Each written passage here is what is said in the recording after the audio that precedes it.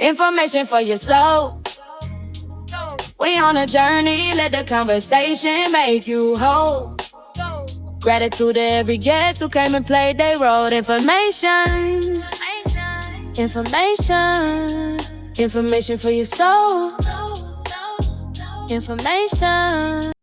All right, what's going on? It's your boy Dave G with the Information for Your Soul podcast, where we network, support, promote, shout out, show love, and give people their flowers right here, right now. We definitely got to do a lot of cross promotion in the city of Milwaukee because we got so much dope connections here, and it seems like we divided in a lot of ways that we need to be a little bit more connected.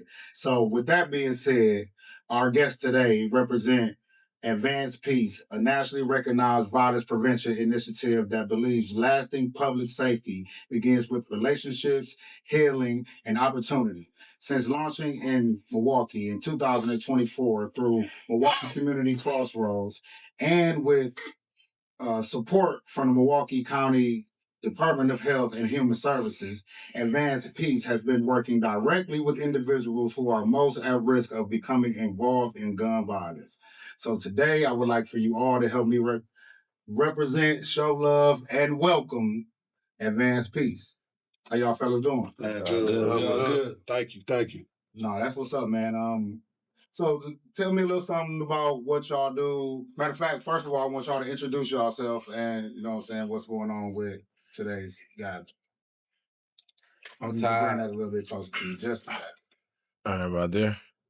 That cool, or you right there?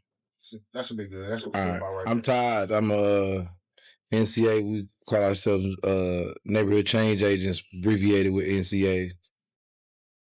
Jamar, field coordinator.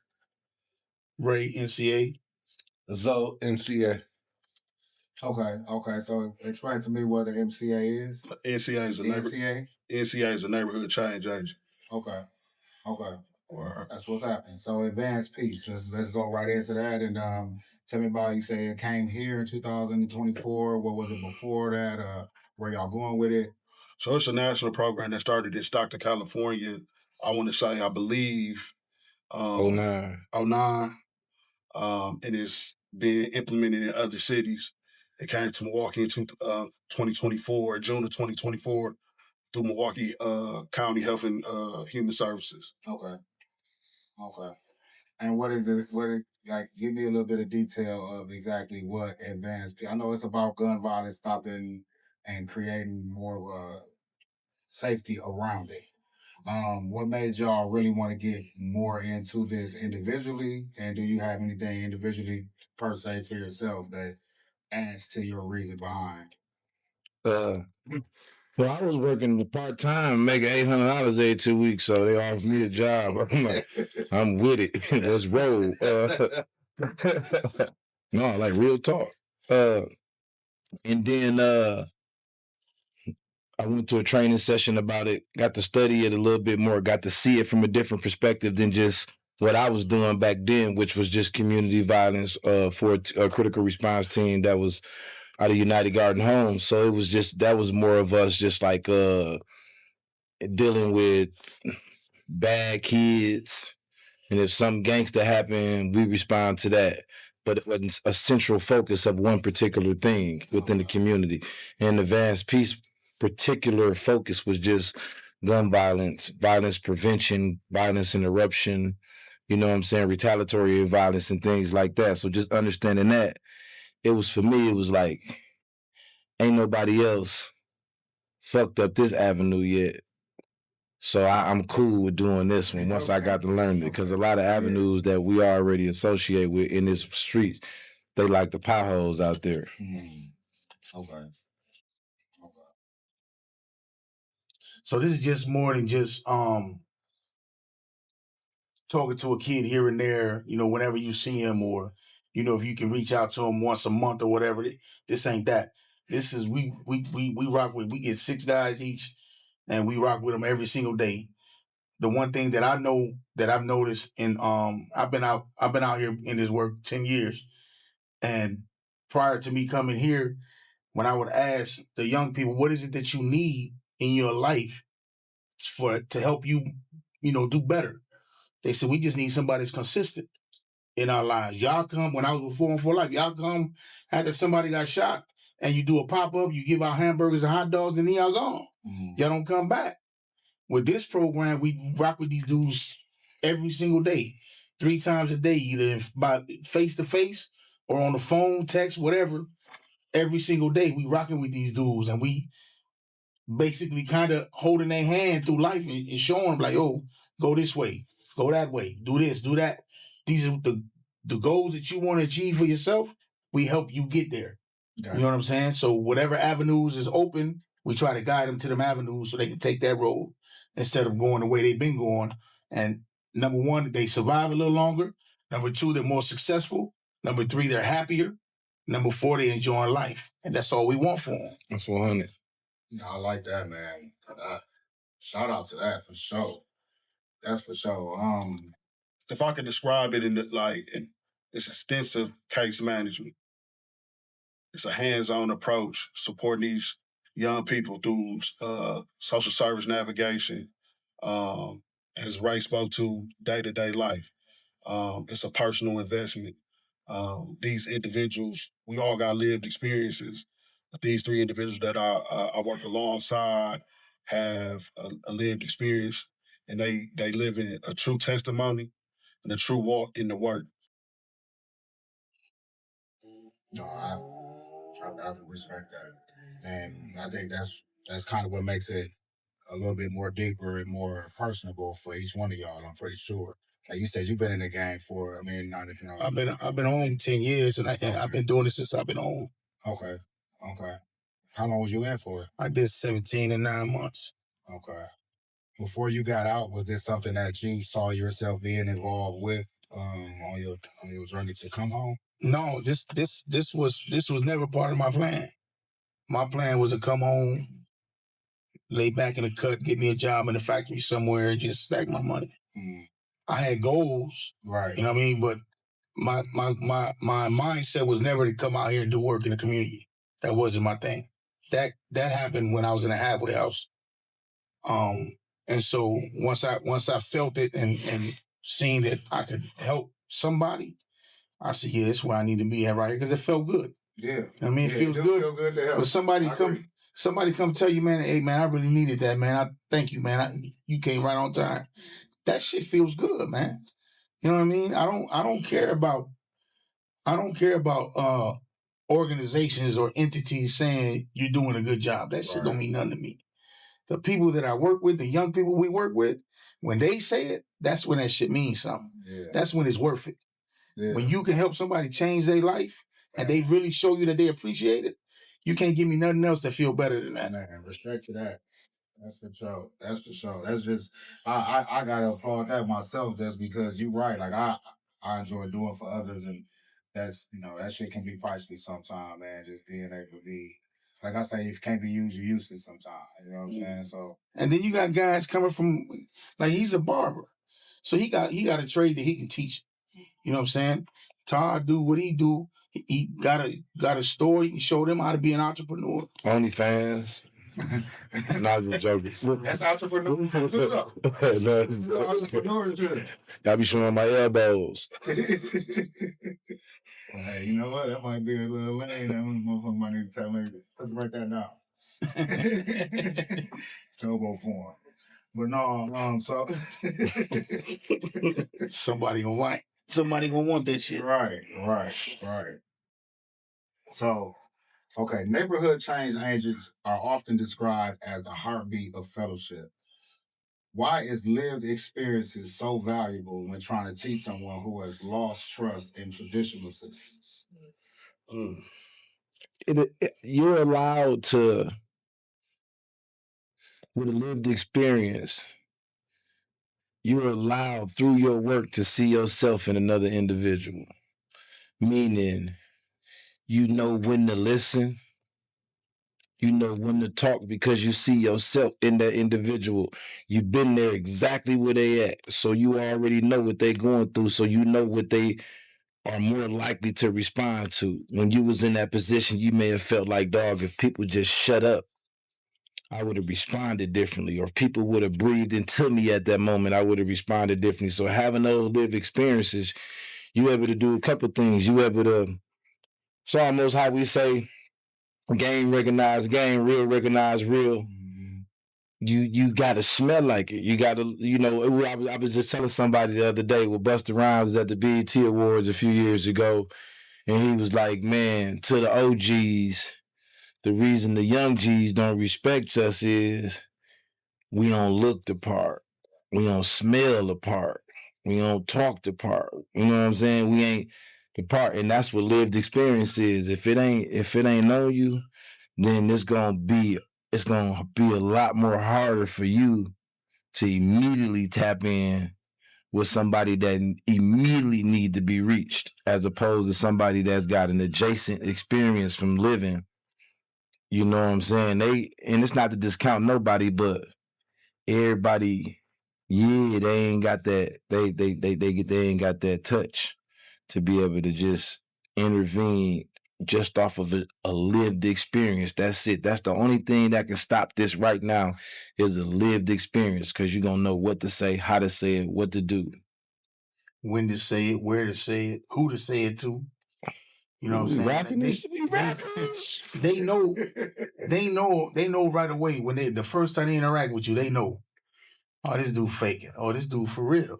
They know because of how we move with them, right? And then people don't know this, but them young people pay attention. They watching everything around them.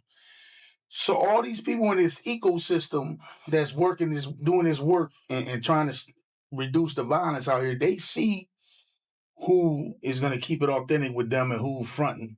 They see who's faking out here and who's doing the real shit. You know what I'm saying? They know who really put in their work back in the days. They know who didn't.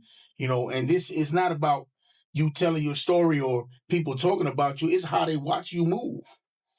If you move like a real street dude, they gonna pick up on that. They know. You know what I'm saying? And when they see the authenticity in you, and you express that to them, and then once they accept you, it's a brotherhood that could never be broken now. Like my fellows, these are my little brothers. They fellows is my little brothers. Like, because wherever I see them, if they need help, I'm gonna be there for them, right, whether they my fellows or not. Right. But it's the same way with the other young people that I'm not working with. If I see somebody out there that needs some help, I'm gonna help them because they got that coming. Right. And it's that shared experience that lets you know that everybody ain't gonna get it. Right.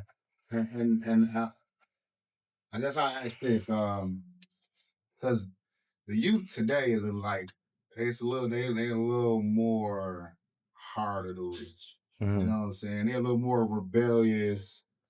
They're a little more, you got to talk to them 2-3 times. They probably listen, but they don't, like you said, like they're consistent. You got to be consistent. You got to kind of make them feel comfortable.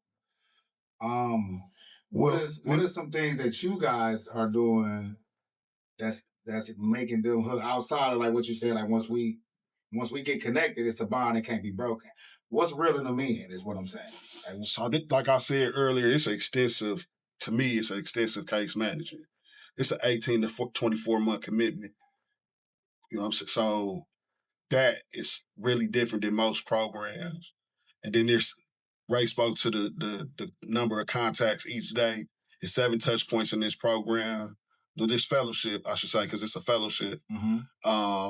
We support them through social service navigation, transformative travels. Like the goal is to really get young people individuals who out here in conflict, to really. Feel free to ask me about y'all. You good?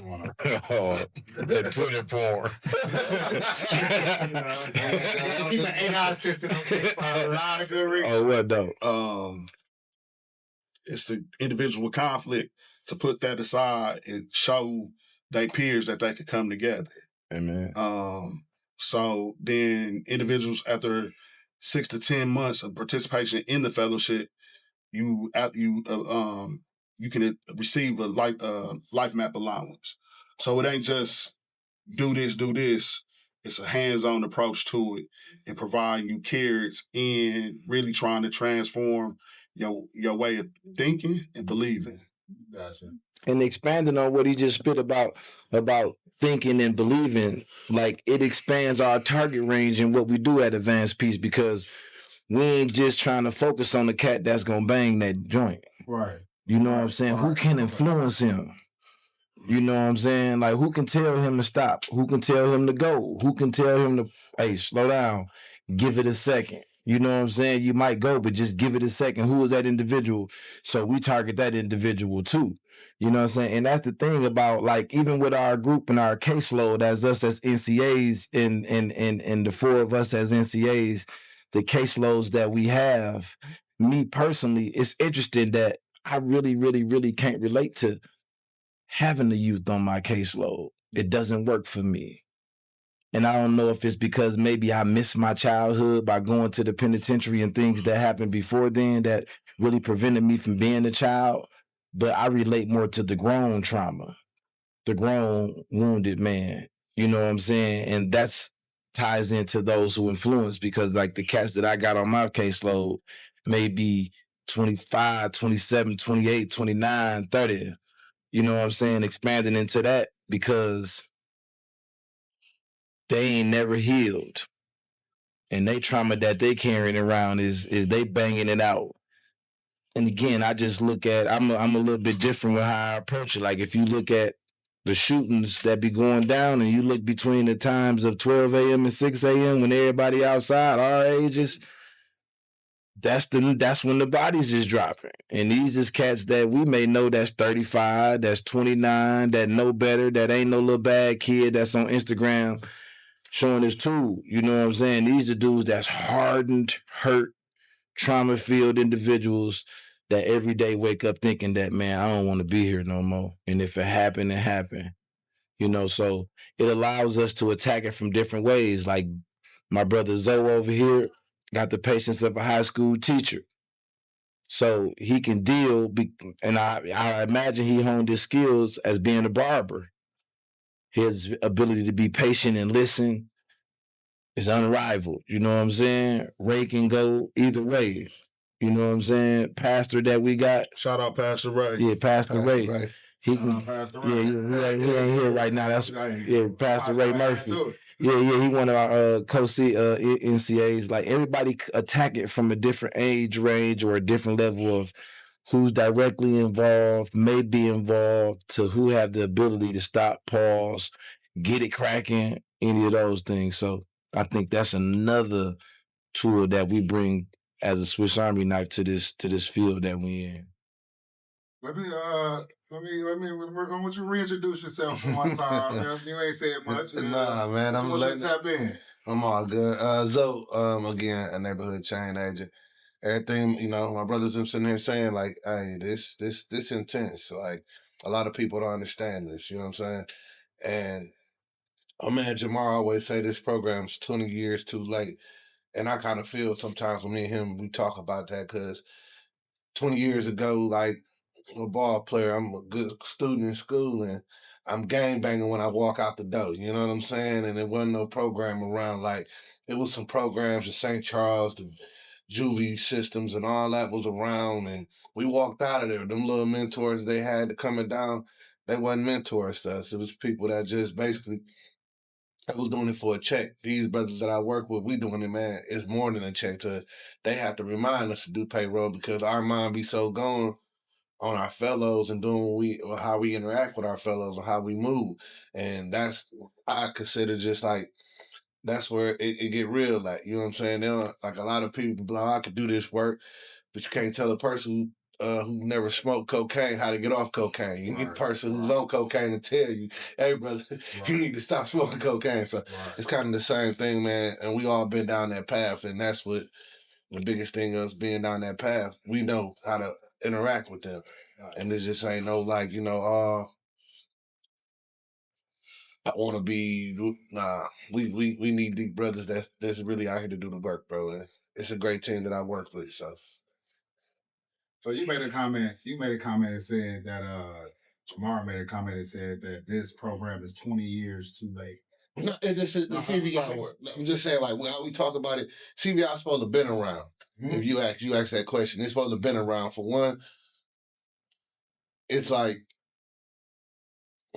when our era that we was around, growing, an era I grew up in, we were gangbanging. It was block for block. Now it's renegade. Anybody in the car, it's the backdoor system now. Mm-hmm. You know what I'm saying?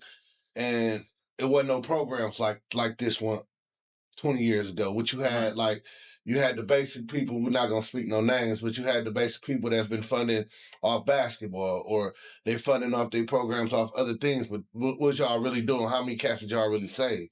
And if you wasn't trying to play ball under them or doing something like that, you didn't fall under their ecosystem. And that's what sometimes, like, me and Jamar might have cracked, like I was saying, we said before, like 20 years too late, the wrong people was put in position. And now we here and the work is getting done. If you just saw on the other day that they just put out the statistics, the numbers are down. And like in teen gun violence and like what's going on right now. And that's between the work that it's not just us, it's a lot of other people, but it wasn't no organizations out here like that. Right. We was bonded by one organization when I was growing up as a child. And by being around, it was like, oh, we playing basketball. Fam, nobody want to go hoop, fam. What you gonna tell me, fam? I got a split in the car. Right. I got a 9-piece in the crib. I got a split in the car. I got a couple heats. I don't want to go hoop. I hoop all day. Right. You know what I'm saying? We want to do more than hooping. It's just like, and what we doing is like this intense. We want nobody snatching, like coming to holler at me, pulling down on me, making sure I'm straight every day. I couldn't call nobody for a meal. Mm-hmm. I couldn't depend on nobody. I had to get it how I got it. So that's what I said, like, 20 years too late. 20 years too late to a point that you made at this generation, right? You know what I'm saying? We saw an uptick in everything in Milwaukee and throughout the country around COVID. You know what I'm saying? Everything shut down for young people. So when we 5 years removed from COVID, that kid that was 12, now 17, and had to figure it out. They figured out their own culture. And when I say 20 years too late, is an individual who was sitting down, you couldn't tap into a kid because you were sitting down. And if you was out, you really wasn't messing with that generation and demographic of people because you was doing what you was doing. Mm-hmm. And to your point of, you got to tell a young person today multiple times, like, because they been forced to figure it out on their own. And they like, oh, gee, you had your time. Y'all had your time. It's our time. And we figured it out and we doing it this way. And it all don't line up.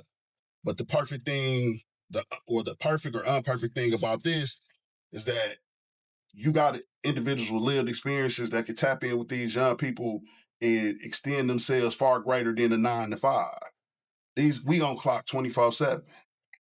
You know what I mean? And to his point about it was these certain programs, we're gonna leave them nameless. Once the door is closed, the door is closed. You couldn't call such and such. Mm-hmm. You know what I mean? They could text, call one of them or me, and we pulling up. Mm-hmm. You know what I mean?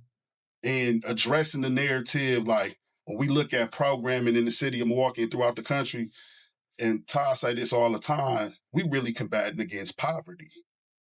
Everybody in the circumstances and the situations they in that are adverse or negative because of poverty.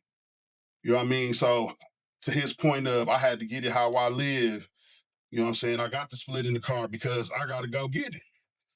I got to be the man. I'm responsible for this and ain't nobody going to do for me. And the uniqueness about this is the hands-on approach, the support that's offered is far unique than anything I've ever seen. And I've been in community work for almost 28 years.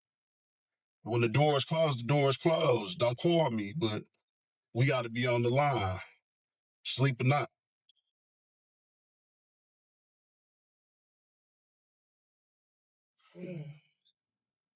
He said, what is not what happened on? We do this without police involvement. Like, it's for the credibility of the work, law enforcement can't be involved. Meaning when a fellow come to us and they telling us on there, like, man, we ain't turning them in. Confidential. We ain't turning them in. We ain't gonna be like, man, hold on, man. Man, my fellows, like Ray said, I look at him as little brother. I don't want to see my little brother go to jail. That's the worst thing, to put him in that system. We trying to keep him out the system. Right. But we're also trying to get them something different to do so that they don't do anything to go in the system. Right. We ain't just covering for you. Right. You know what I'm saying? You got to still be. It's a retraining. You got to want to make something happen for you. You got to understand. You get back in it, I'm not coming in there to get you out. But when you get out here, right. I got something that we can. But you got to understand too, right? To what Jamar was saying, 20 years ago, we didn't have all this social media presence. Right. We didn't have access to what was going on in 2 seconds. Right. Right. So when we was coming up, everything was the party line on the phone. Right. Everybody called somebody on three-way, right? And that's how you got the information. But that took forever. And then you had to catch the bus wherever you was going, or if you was on a bike or whatever. Now they got cars on deck, scooters. And then during COVID, they learned crazy. During COVID, they learned how to scam. So they made a lot of money off that off them PPP loan or whatever them loans was. Man. The young people was getting that money. Yeah, young, super young. Yeah, super teenagers young. was getting that money. Absolutely. And what are you gonna do with a teenager that got money? 80,000 at 16. What are you gonna do with a kid with that kind of money? What can you tell him? And it's theirs. And he doing his thing. And it's theirs. You know what I'm saying? So all of these factors, COVID, all of that played a part in why the situation is the way it is right now in our community. Right? COVID played a major part. You gotta understand, during COVID, they didn't go to school. So all their social life was killed. Social interaction. So their social life became social media, Instagram, Facebook, all that stuff, Snapchat, all that, right? And then that's where the beef start. And once the beef start on social media, now whenever I see you, it's on. You know what I'm saying? So that's how all the stuff started kicking up. And then you also gotta understand, during COVID, a lot of these kids didn't know when they was gonna get another meal. A lot of these kids at 13, 14, they had to take care of 6, 7, 8-year-olds while mom was out working somewhere. And you got to be on the computer for school. And the Wi-Fi, you might not got Wi-Fi. The hotspot not might work. So they went through a whole lot more adversity than we did coming up. I never looked at it. I think it's too easy. I think it's too easy now. I think it's so easy that it makes it hard. But I shoot at it. I shoot at it from I shoot guns offline. Yeah, 3D guns and all that. Yeah, that stuff is real life, man. But I shoot at that from a different angle, and no pun on the lingo. But it's like, well, I think a dynamic of it that's missing, and this is where the lived experiences come into a crucial place in it, is that, I go back to the Anti-Terrorism Act that Bill Clinton signed, where they put 100,000 more police on the streets, where they build more penitentiaries. So what happened was, now you taking the daddies off the streets. You taking the uncles off the streets. You taking the big brothers off the streets. And you got all these cats that was born late 90s and 2000s that's being raised by women who haven't figured it out yet, who don't understand the concept of the village, because the village was get broken up. What we talk about is 13-year-olds raising 17-year-olds. That's been happening in our community for forever. But the thing that was within it was the fabric of community. I can come to your house and get some sugar. You can go down the street and you get too far and get disciplined by Miss Edwina. You know what I'm saying? It was a fabric of community, and they blew that all up by taking everybody away from the joint. So now you got these kids that's been molested in the home by their mama's boyfriends, and ain't no big brothers there to be like, hey, get dude up out the house. Why is he in here? You ain't got nobody to speak to. Like, even, like, it's deep with me, dog. Like, I see the trauma on different levels with us black men. Like, I remember when dudes used to come to the hood. My sister was the catch in the hood. She was a chocolate chick, but she was the catch. So when cats came to try to holler at her, they brought something for everybody in the house. Everybody got to get a burger or something. Here you go, little dog. Here you go, $2. Here you go, $5 or something. It was a community. Cats poured back into it in some way. Right. To where it came to where all of us was in the joint, sharpening each other, keeping each other alive. Hey, read this book, trying to equip ourselves to get back out here. But the ones who really got it, we had to sit for a couple of decades. You know what I'm saying? So then when we get back out here, we have to really buckle down and clean up the mess that we made. And the mess that we made was not thinking outside the box. We all just wanted to hustle. We wanted to, and that's another dynamic. The people that's getting into it now, ain't none of this about no money. They ain't killing each other about no money, about no, hey, you on my block making too much money, or it ain't about no paper. You told old girl, woo, or she told me, woo, or you shouldn't have had my name in your mouth talking to, it ain't about no paper. It's about gossip, the sensitivity aspect and the pride that's in us black men that we haven't tackled. And the way we haven't been able to tackle that sensitive aspect is we ain't had the masculinity in the household. I often tell a story about we was poor, we was broke. So Halloween, my mama had a wig. I put the wig on. Came out like, yeah, I'm gonna wear this for Halloween. My big brother JC stole on me so hard. Damn. Nigga, you better never put no wig on your head. Somebody may look at me like that. He was out older, but I knew that boys didn't put no wig on their head after that. How hard he hit me. Right. You know what I'm saying? And that was in the 90s. And that was in the 90s. And you moved a certain way because of that. That's how we were shaped.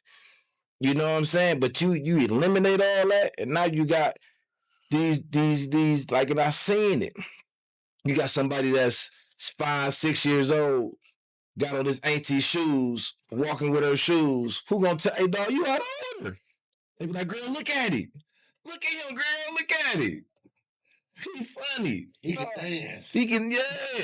And that's not a knock on. Dance is crazy. And that's not a knock on anything. And that's not a knock on anything or a lifestyle or a target or anything. But it's those things within the black boys. Now these, like, them niggas is grown niggas now. Them niggas is unhealed at 36, 37 years old. Yeah, it's a whole nother dynamic of trauma that we got coming in. So conditioning need conditioning. Yeah. So that's how I always look at it, and I attack it from that way because I know exactly, had I not healed myself, that I'd be the same. Yeah, I'd be the same cats out here that we see out here. Like, and that's why when they send you to the penitentiary, they're sending you to be rehabilitated. Mm-hmm. But how can you rehabilitate a man who has never been habilitated? Right. If we coming from savagery, if we coming from survival of the fittest, if we coming from get it how you live, how is that habilitation? Right. That's not living like a human being. That's living like an animal. Nice. That's taking advantage of where you can take advantage of something and move up. So when you send me to the penitentiary, you ain't doing it but send me to the school of hard knocks. I'm not learning nothing but that's what I'm to excel in the shit I was doing on the streets. If he would have came to the penitentiary where I was at and I got cool with him, I would have told him how to do the shit I did and not get caught. Because I done figured it out after all this time I was doing. That's what they teaching in the penitentiaries. They're not teaching you how to be a human being, how to live like it, because ain't nobody in there live like one. Right. I got a question for y'all. I had y'all know who Ed Hennings is? It's my man. Yeah, I had Ed on here. And he said something interesting. He said everybody talk about when you get out of the penitentiary and they talk about being a criminal after you get out and trying to get back into the everyday life. He said he was more dangerous before he went to jail and more something to worry about and less, like, more hard-headed, more than he is after he got out. Would y'all agree or disagree to that? And what would be the reason behind that? You get what I'm saying? I agree with that because prior to going to the penitentiary, it was raw emotion.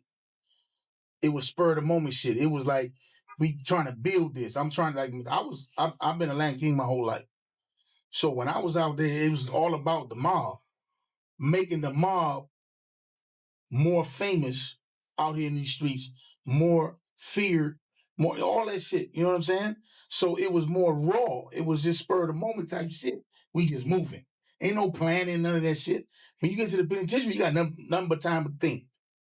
So now you trying to formulate a system, a plan, or a way to do this shit a different way and be successful. And that's where everybody fall when they get back out here, because it's impossible to be successful when you're breaking the law. It's impossible. You might get a run, but when they hit, it's a wrap. Somebody gonna tell it. Yeah, I just hate the what they put on the name of, criminal reform or people who've been to jail, and I don't even understand, because to me, like, I would never, seeing y'all fellas before the conversation, I would never guess that y'all did the time that y'all said y'all did. And in my eyes, I think that's fucking amazing, because that's a piece of your life that, you know what I'm saying, super heavy in a whole different vibe, whole different way that I can even ever imagine. And y'all are doing such great things for the community, for the youth, for each other, you know what I'm saying? But still keep that, you know what I'm saying, positive, forward motion mindset within yourself. was like I want to shout out one of the homies. His name Rudy. Rudy be free, man. I wish you should probably talk to him. I'd try to hook you up. Like Man, this dude is one of the coldest. love to have him on. Rudy, one of the coldest minds of that God's created and allowed me to run into.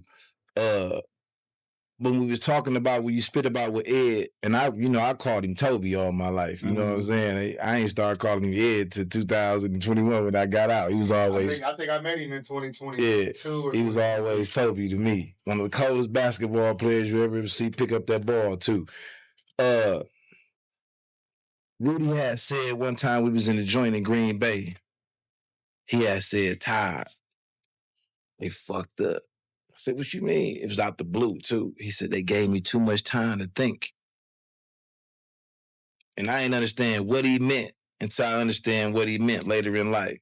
Like by all the time that they gave him in prison, which was a life bit, he said, they gave me too much time to think. Too much time to find myself. You know what I'm saying? Had they left me out there, you know what I'm saying, I would have been such and such, such and such. You don't understand that until you get out and then you see the cats that you grew up with. Like, damn, had they left me out here, I'd still be trying to figure it out. Or I probably would have had a tree by now because I got out and seen that people had got trees, which is the ultimate irony in the sense that we need trees to live. But when we die, that's what we're relegated to. It's crazy. Oof. Yeah, that's crazy. But if they would have, like when we emerge and we emerge healed, man, the promises that we made to ourselves to never return to that space that's what drives us, because the only way we can keep from really going there is to keep our people from really going there, because we still had that sense of community about us. Like, I did some things. I left some footprints out here in the ghettos that I roamed, that if people walk in, it's going to lead them to the penitentiary or to a funeral home. So I want to do all that I can to just cover up one of those footprints. Because if I cover up one of them, that means you can't walk in the same path I walked in that led me to that place, right? Right. So that's why we do the work that we do, because we covering up them footprints that led straight to where we know they're going to lead to, and just try to guide them to the ones like Zoe don't stay in the hood no more. It's not a knock on nobody, but the footprints that he take to get to his house, to punch the code in his house to get in, to open the garage and all that, we trying to show them footprints, them steps. The footprints Ray can take to go to his house, he got a pool in his house that he owned. Those footprints, we trying to show them. Footprints Jamar got to where he became his dad that guided his son to play professional basketball at a very high level. We trying to show them the footprints. You know what I'm saying? And the footprints that I got to be a black belt in karate, we trying to show them the footprints. I ain't no black belt. I got Hey, I'm saying you want to grind balls? You ready? I'm gonna say this. I don't doubt nothing, because across this platform, I done seen. I never would have saw that so many times. You know what I'm saying? So you could be a black belt in karate. I mean, hey, I don't know.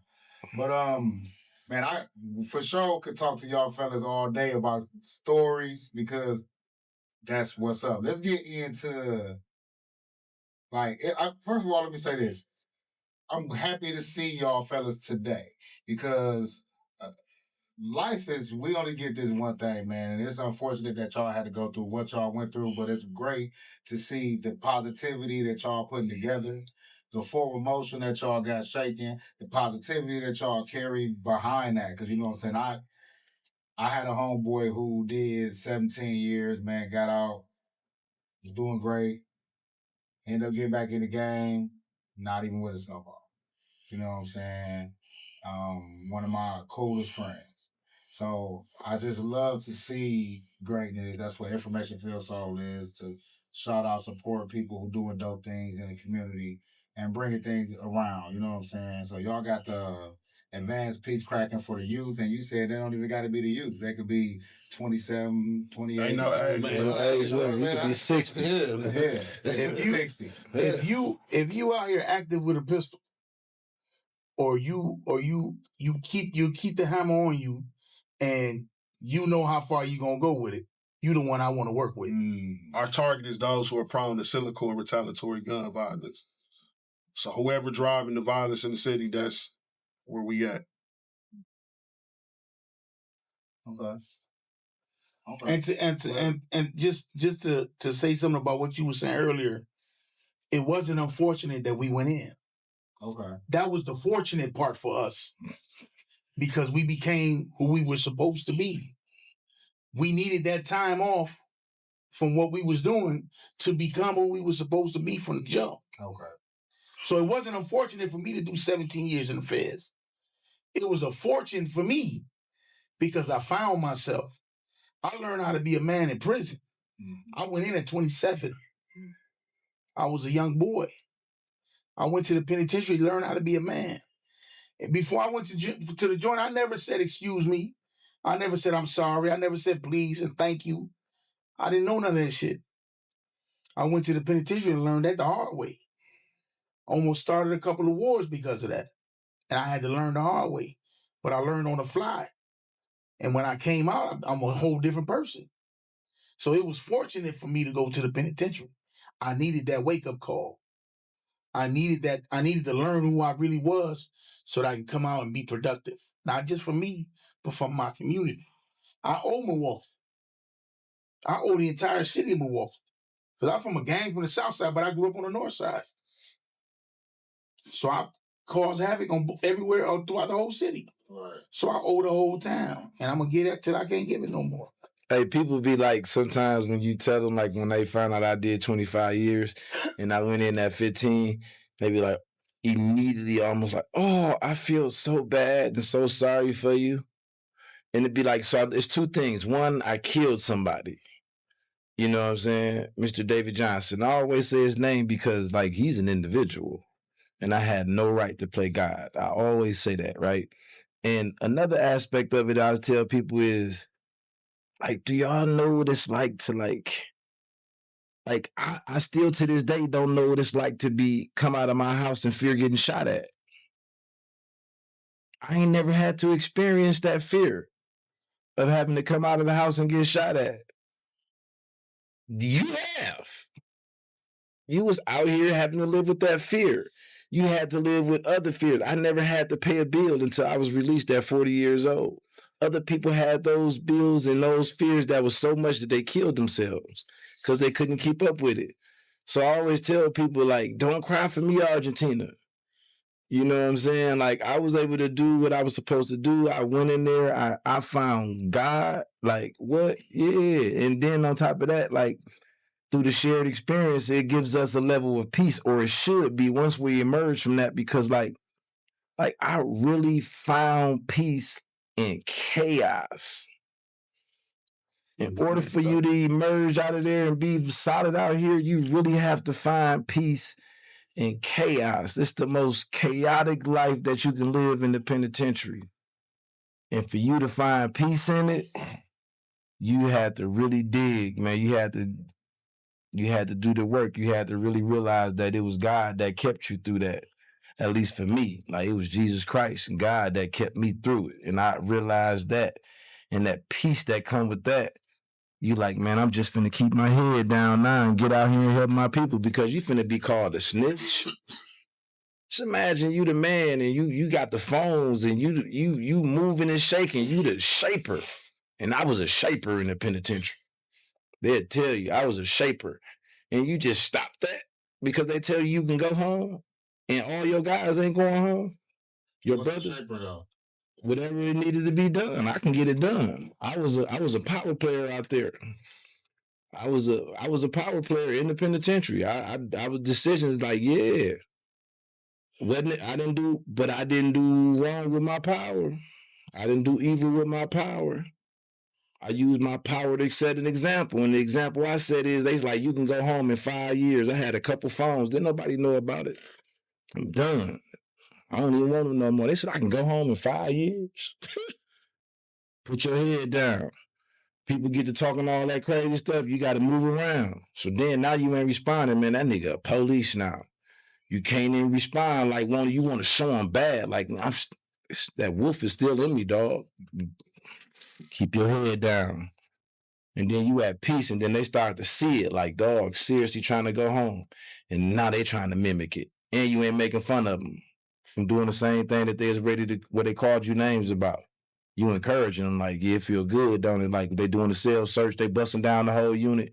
You ain't got nothing in your cell and you know it. Man, you can't wait till they come to the door. You in there kicked up, cell search. Man, do what y'all got to do so I can get back in, because you going home, you focused on it. You know what I'm saying? So I found peace in chaos. So once I got out, I had to do it all again because it was chaotic as hell out here. I had to find peace out here because the peace I had in there, it didn't translate to out here. It doesn't work. You have to find a whole new form of peace out here because this is a different beast. Man, that'd be a great segue to move into peace on every block. Man, Oh, that's gonna be lit right there. man, we gonna go crazy. You know That's what gonna I'm be saying? lit. So peace on every block is a 6-day, 7-day. If we going every day. I don't want to call it an extravaganza, but I guess that would be the long and the short of it. It's an intentional engagement. Yeah. I mean, intentional engagement. I love that. And a challenge. And a challenge. And a challenge. And a challenge to the community. Let's see how much peace we can have for one whole week.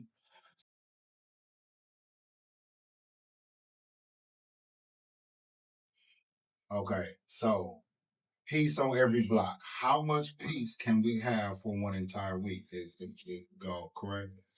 Walk me through each day. Well, first we're gonna start on Monday. It's a launch day. Well, we're gonna be out here. We're gonna be hitting different neighborhoods. I'm gonna pull up in going to my hood. I'm gonna pull up in Ty hood. We're gonna go out there. We're gonna promote peace. We're gonna go to the South Side.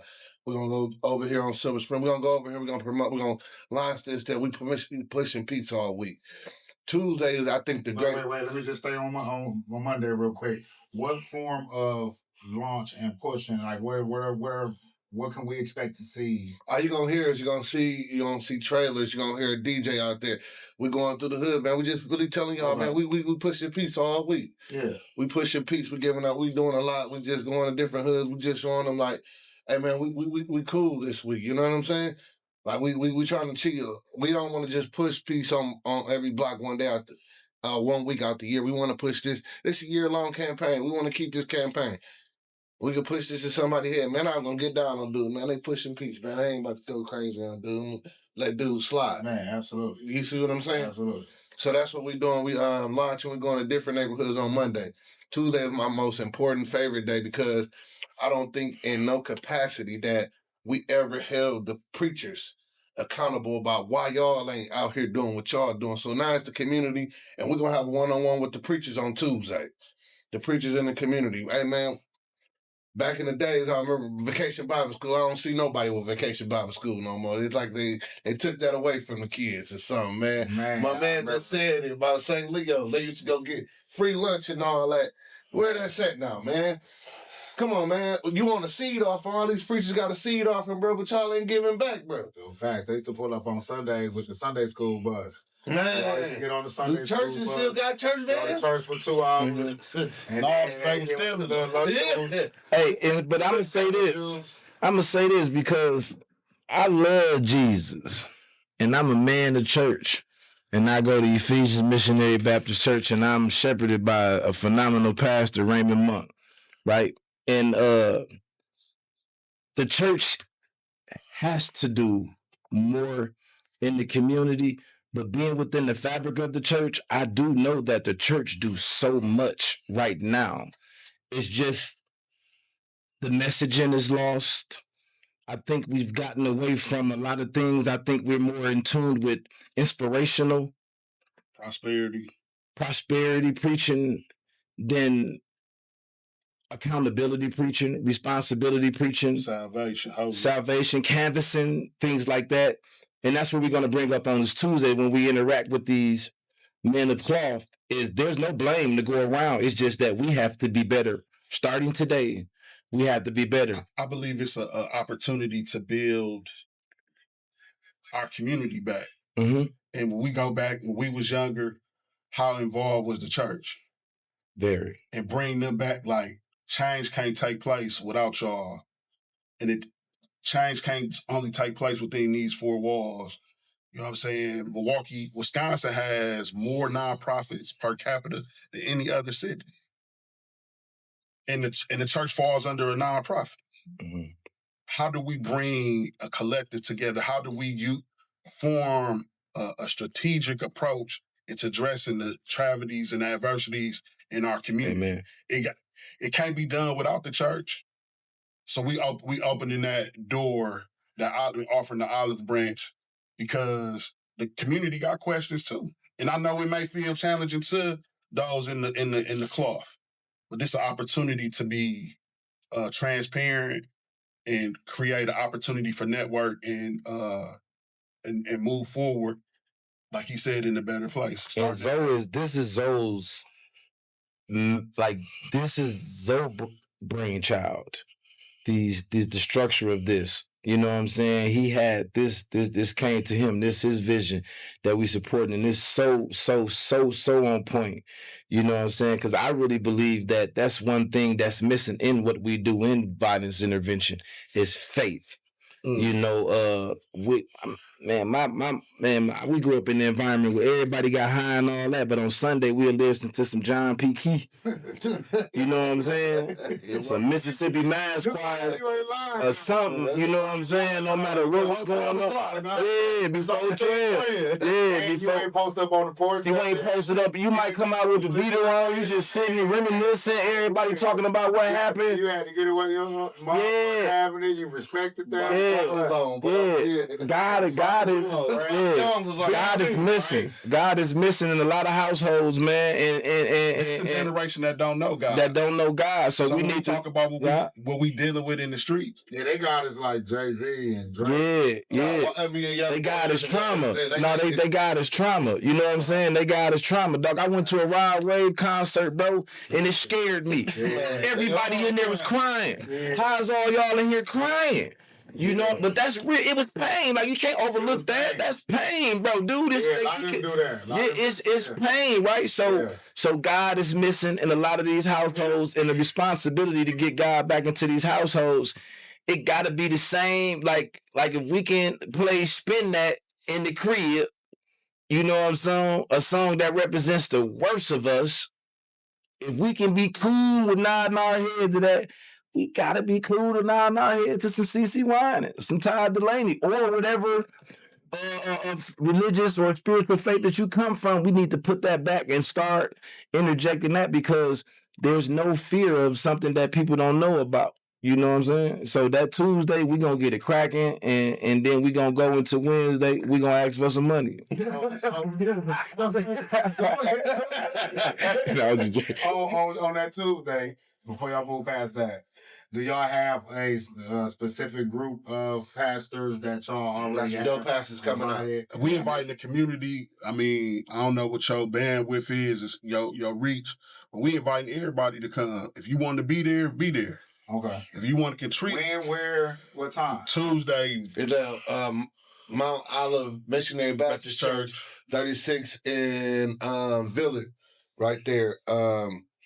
It's on our website. Tuesday, Mount Missionary Baptist Church. Yeah, you said it all wrong. Mount Olive. Mount Olive, yeah. Oh, okay. That's our Pastor Ray too. Shout out to him. Shout out to Pastor Ray. He one of the Advance Peace. He shepherded that church. Yes, sir. Okay. So let's shout it out one more time then. Mount Olive Missionary Baptist Church on the corner of 36 and Roar, I believe. A block north of Village. Yes, sir. Okay, bet. Okay, and that's Tuesday. So now we're going to move into Monday is the launch. We all over the city. We pushing peace. We making sure that everybody pay attention. Our mission is to stop the violence. For sure this week, possibly longer, as long as possible. Eliminate possible. And the whole push is okay. For sure this week and continuing on after. Yeah. The whole push into is to galvanize the community. We want individuals who say that this they hood, Stand on your hood. Stand on your hood. Stand on your hood and be part of, like, we can Be like, part of your hood, not being on some bullshit. like Ray said, he owe the city. We all do. We all did something. We asking for the city to, like, this a cry out to the city. Facts. Everybody, each one reach one. Everybody come on. Because the change that we want to see, we can sit and complain, talk about it day after day, the barbershops, the bars, and so on and so forth. It's going to take the community to do it. We can't just talk about it. We got to be about it. We got to be about it. We got to be about it. So then Tuesday we sit down with the pastors. On Wednesday we getting back out here. We hitting block to block. We going back. We campaigning. Peace on every block. We going right back to it. We hitting hoods that like unfamiliar hoods. It's hoods we pulling up on. Hey, I got shout out with these dudes. Hey, I'm back on the block. We showing that it's solid. We peaceful. We ain't on that no more. This is what we promote. We back out here. We launching again. We're gonna go back on Thursday. Ray, we gonna put a job fair for the youth together on Thursday at Washington High School. At Washington High School. Yes, Thursday. sir. In the cafeteria. That would be the 9th, right? The 9th. That would be July 9th. 2525 North Sherman Boulevard, 12 to 4 p.m. Not only is it going to be jobs, but it's going to be resources. Yeah. That. And then that's Thursday. Now we're going into the weekend. Friday, we have a basketball game, and I've been hearing a little flick stuff, but we, Advance Peace will be playing against 414 Life, a little BTA going that way. The other two is... Credible Messengers versus the Department of Community Wellness and Safety. Where is that? At Bradley Tech, 7 to 9. Yes, sir. Information for your soul has to be in attendance. Have at it. You can pull the table up. Oh, yeah, let's do it. Say Yes, that. sir. We will be there interviewing on the spot, too. Free to the public. Again, we trying to just create an environment to pull the community together. Yeah, okay. Like he just said, we ain't talking about it. We doing our best to be about it. Okay, say less. Okay, and then that's Friday, Saturday. Saturday is cleaning up your block. Where you from? Like my man, he from 24th. My man from the South. I'm from 29th and Capitol. You gonna see I got my guys. We going all the way from Titania and Capitol. We going all the way to Funny like Capitol where my barbershop at. Picking up, cleaning up. Yeah, we cleaning up. I'm cosmetics. Yeah, we cleaning it up. We got to clean up what we messed up. It's a song about caring spiritual. My mom always put in my head. You got to clean up what you messed up. Mm-hmm. Start your life all over again. But it's just that's something like I see you on Sunday. But yeah, that Saturday we're doing a major cleanup, and then on that Sunday on Fungilak and Melvina.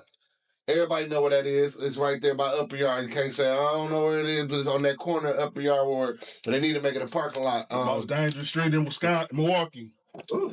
We got that's our last day. We're going to close out, man. It was like a community. We're going to have a nice barbecue over there. We're going to be over there. We're gonna do a big day of prayer. It's gonna be one big prayer. These pastors that we got in, we're gonna have them all come and we're gonna pray. And we're gonna get back to the hood that day. And we're gonna close it all out with Peace on My Block. On the first annual. And I'm looking towards it's gonna be many, many years keep going that we're gonna keep doing this. Passion one of them, right? And we're gonna try to push it from a week to a month. Yes, to 2 months until we get it all year round. And we're gonna have pastors and ministers. Hopefully we have some rabbis, you know what I'm saying? Like for real, man, this is a collective effort. When we talk about the spiritual warfare that's going on right now, this is a problem that the solution involves all faiths, all communities, showing us together, you know what I'm saying, in this regard. Yep. If you want to tap in, please go to advancepeacemke.com. You can register. You can find information on the website. We need everybody to clean up. We need to show them that we. No, facts. If you want to tap in for your hood, Milwaukee can always use a little TLC. Some beautification out here. Yeah. And to push the campaign, at the end of the day, we want to see you win and not lose to gun violence, boss. And that's the campaign we pushing also out here. Okay. I got plenty of questions, but I don't want to be too long. I don't want to be too long. But I think this question is going to be, maybe each one of y'all can give me a little bit. 5 years from now, what would success for Advance Peace in Milwaukee look like? And what role can everyday citizens play and helping make that vision a reality. So we just seen some statistics that was supported by data out of the University of California, Berkeley. From Advance Peace, from this inception to right now, I think the data was captured probably up until what, a few months ago or a month ago. Yeah. This data was captured where it said that Advance Peace was responsible in part to saving the city or county or whatever upwards to $23 million. So I want that to be like even more in 5 years, and it will be. You know what I'm saying? So in 5 years, it's going to be that Advanced Peace is responsible for saving the city and county of Milwaukee upwards to $100 million or hundreds of millions of dollars. You know what I'm saying? Because it's going to be infectious. And it's like the thing about the program is credibility, authenticity. Your reputation will enter the room or meet these cats way before you do. I remember growing up in the hood. I knew who the dope boys was before I saw them. I heard about them. You know what I'm saying? Like, hey, you ain't that ready. Woo, woo. He gonna give you $20 when he come through. Watch. And then when he come through, you see it, and you see the consistency and all that. So in 5 years, it's gonna be that word of mouth, like dog them solid. Like, we ain't gonna hit it all the way. I'm gonna be honest, man. It ain't gonna work with everybody on both sides. But it ain't gonna be for a lack of effort and accountability. We're gonna sharpen each other and hold each other accountable. So in 5 years, we're gonna be even more of a dynamic force, and we're gonna be a part of the healing that the city needs to have. In 5 years, I just want to see increased healing. I want to see a change in the city. It's not the city I grew up in, and I know everything ain't gonna be sunny skies and rainbows. But I just want to see more healing, more opportunities for our community to grow and give people an opportunity to live. I think my vision, my vision for in 5 years from now is a unification of all the people in the community, understanding that without one another we can't build our community. Without the respect for ourselves first, and the respect for other people, and then the respect for the community as a whole is a lot bigger than what it is right now.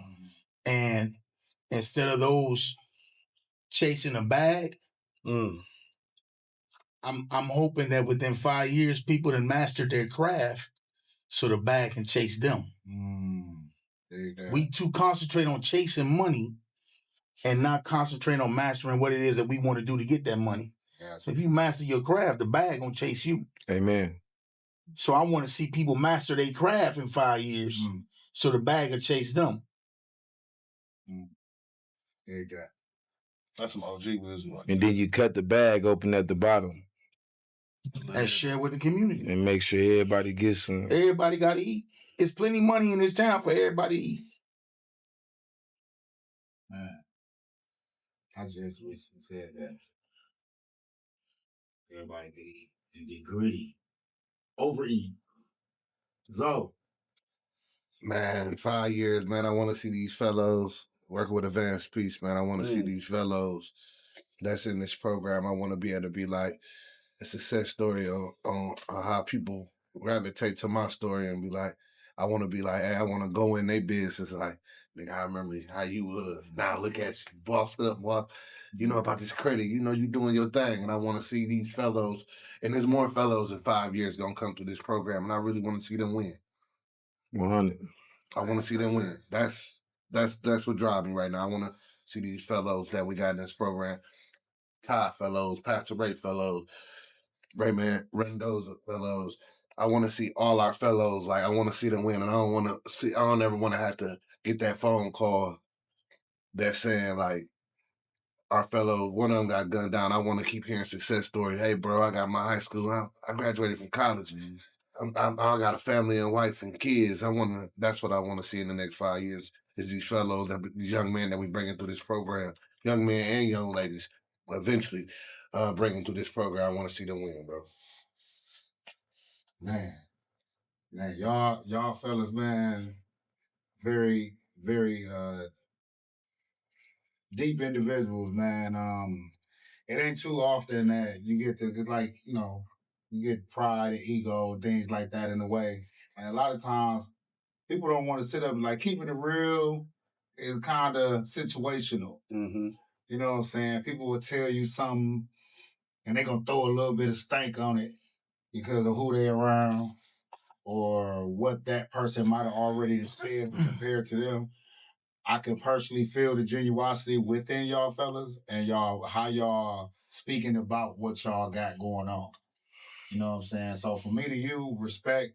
And I got a 25-year-old, well, he finna be 25 in September, a 23-year-old daughter. I got a 3-year-old grandson that's growing up in this chaotic world too. So to know that there's some dope, smooth, positive individuals that can teach them in real time about real life situations that's real, that's gonna give a fuck even if they don't have to. It's definitely heartwarming and, you know what I'm saying, respect it all the way through. Receive and multiply. Thanks. Just to see where you came from. Oh man, me and you, we was Laverne Way, man. Is Laverne Way, LBC. Man. LBC for How life, you know about man. Laverne Way, man? Oh man, we Come on, man. You know, Come on, man. LBC every day, all day, twice on Sunday. When I was growing up on Locust, my brother stayed over there. We used to walk from 24th to 15th. 15th, that was a normal walk. And man, rest in peace to Shelby, man. Shelby Cox. Man, rest in peace to Shelby. Mr. Douglas. Long living, everybody, man. Man, I remember some funny stories, man. I remember Jose and them was up there playing that and they ain't had no shoes. And they couldn't figure out how to get no shoes. And then Johnny just showed up with a bunch of shoes. Shout out to Johnny. You know what I'm saying? Yeah. I just talked to Johnny last month. You tell Johnny Dave G said hi. Yeah, we go. Come on, man. I ain't seen Johnny. I want to see Johnny. Shout out. He used to always snap his fingers and punch you in the chest when he shook your hand. It's crazy because when you say Laverne, where you just picture yourself walking in. You know what I'm saying? It's like it's crazy. You just picture that was our Sherman Park. You know what I'm saying? That was our Sherman Park. Shaky D. Shelby used to let us in. We ain't have no membership. Yeah.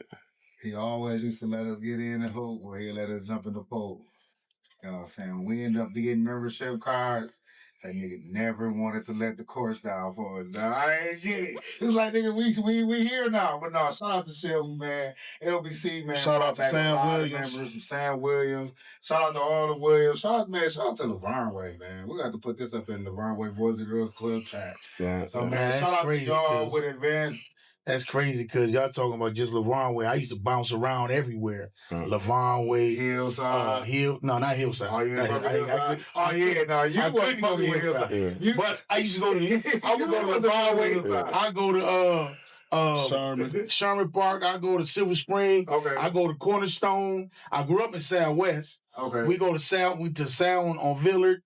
I used to Paper open when you was growing up. Was who? Paper in the projects on 20th. I remember Paper. I don't think so. It was so crazy that it was really neighborhoods that depending on what tribe you I played football for you couldn't go to their hood. If you was GD, you wasn't going on First and Keith. You wasn't going on First and Keith. You know what I'm saying? Going on Columbia and what somebody asked. So it wasn't happening. It wasn't happening. 2-9 and none of that. Everybody had their own hoods. Or somebody, you know, it was certain believe it or not, I used to hang on 27th and Center. With all the 2-7, I used to hang with 2-7. Because they was more of the money, you know, they was gonna get it. They was getting that pay. They was gonna get that pay. They was getting into it the Hopkins cats, you know what I'm saying? Like it was just certain neighborhoods, depending on what you was, you would never walk through their neighborhood. It just wasn't happening. To where now you can go anywhere. The violence is like the drugs. How they say the drugs is a mobile. You know what I'm saying? And it can happen that it ain't even no plan for it. Like we used to plan drama. Hey. Friday when we get out of school. You know, at this time, at 7:30, it's gonna be dark. We gonna bust their windows out. We gonna bust their windows out. Yeah. Nigga on On the site. what So though? no, man, respect, man.